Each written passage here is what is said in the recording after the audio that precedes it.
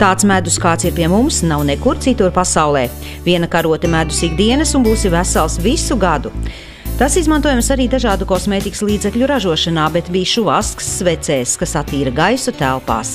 Arvien vairāk medus tiek izmantots gatavojot garšīgus un veselīgus ēdienus.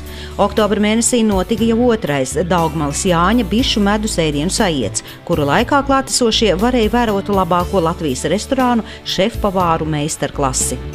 Ir jāuzrunā cilvēks kaut kā savādāk. Tas noteikti nav sacensības, ka tas ir dižošanās. Tagad jau mēs to esam sapratuši, jo konkursi cilvēku aizvaino, kāds kaut ko nedabūja, bet ja tu atnāc un tev par to, ka tu kaut ko esi labi izdarījis, iedod medus burku, tev ir prieks par to, ka tu kaut ko vari izdarīt. Šogad ēdienu sajietā piedalījās 27 populāru un iecienītu Rīgas un Latvijas restorānu šefpavāri, kuri gatavoja ēdienus ar Lielvārdes alu un Daugmalas Jāņa medu. Sajiets notika 3 kārtās, kas tika veidotas katram medus veidam atsevišķi. Ar ko šis ēdienu sajiets atšķiras no iepriekšējā?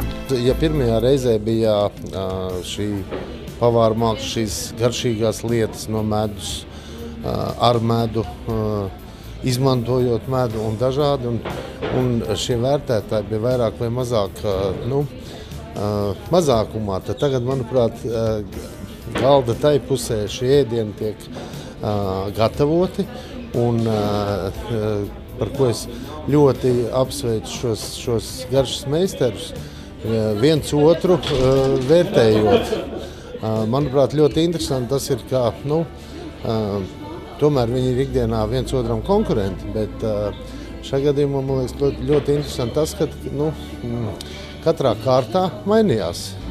Šie gatavotāji pārgāja vērtētājos, un tā, es domāju, tā ir lielākā atšķirība. Un es jau teicu, ka ir ļoti liela atšķirība, kā jūs dzirdiet, tur jau 2 pavāru grandi apspriež šīs medus veidus, tā tad ir nostrādājis, tā tad ir šī lieta, kad ir dažādi medus veidi ar dažādām garšām, un kur arī dažādos ēdienos var izmantot, un dažādiem cilvēkiem. Es savā dravā cenšos ievākt pēc iespējas Latvijā vairāk iespējami atsevišķos medus veidus.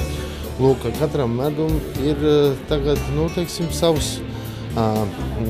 savs pavārs ar savu domu, kā viņš viņu izmantos. Piemēram, ir tik ļoti atšķirīgi šīs garšas starp griķu medu, starp viršu medu, starp liepu medu, starp meža medu, starp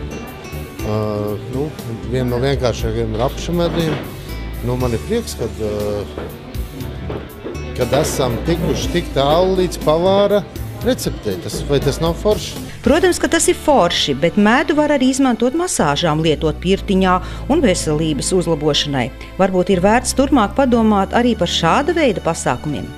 Tas ir interesants piedāvājums. Jā, redz kā rodās. Jūs sakat, ko dod? Reku rodās. Visas idejas uzreiz rodās. Varētu padomāt arī par tādām lietām. Jo viņš jau ir arī ārstējošs, ne tikai veselīgs. Viņš jau ārstē arī. Medus unikālā īpašība ir tā, es domāju, kāpēc arī pavāri viņi izmanto, ka viņi ļoti ātri iesūcās mūsu asins ritē, medus kā saldvielu, visu savu informāciju. Es domāju, tāpat ir ar ēdieniem, ka viņš ātri uzsūc, it sevišķi gaļēdienu. Ēdienu sajiet meistarklasē klātesošie tika priecēti gan ar neparastām ēdienu tekstūrām, gan izdomas bagātiem ēdienu pasniegšanas veidiem un noformējumu.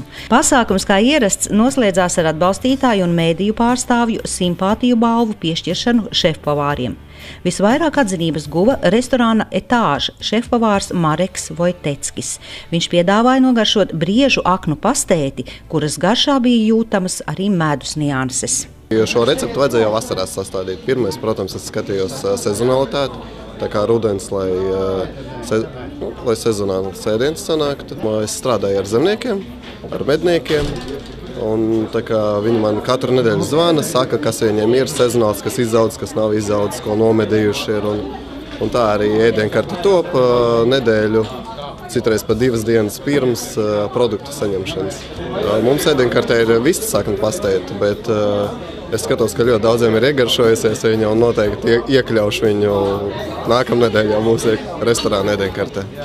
Ja nav noslēpums, kādi produkti tika iekļauti jūsu piedāvātajā pastētē? Tā bija brieža aknu pastēta ar dzidrinātu sviestiņu, tad bija karamelizēta rupmaizīte ar sēklām un medu. Paša saknes bija tumušajā lielvaru celu novārītas, un pa virsmu bija, ko paši lasījām, dzērviņu želeņu. Tie, kam nebija lēmts visus gardos ēdienus baudīt pasākumu ietvaros, nebēdājiet, jo sākot no 20. oktobra līdz pat 2015. gada martam tos būs iespējams nogaršot katra šefpavāra pārstāvētā restorāna ēdienkartē.